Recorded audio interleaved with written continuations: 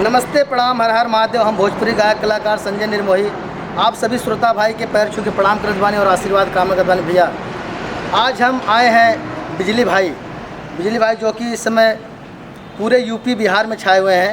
आइए मैं आपसे उनसे रूबरू मिलवाता हूं और उनके बारे में जानने की कोशिश करता हूं। प्लीज़ बिजली भाई आप इधर आ जाइए। आप दर्शकों से क्या कहना चाहेंगे? भाई बहनों से आशीर्वाद चाहिए। आपका कौन सा गाना वायरल हुआ था यूट्यूब पे जिससे आप इतना ज़्यादा गाना गाते हैं?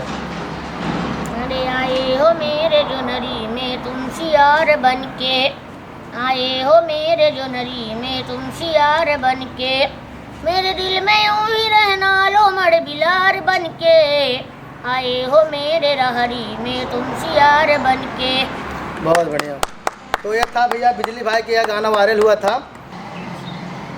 बहुत बहुत धन्यवाद बड़े भाई। जाते जाते दर्शकों से आप सलाम नमस्ते कर लीजिए, बोल दीजिए कि निर्मोही फिल्म प्रोडक्शन के लिए कम से कम कुछ आशीर्वाद दे दीजिए अपने जबान से।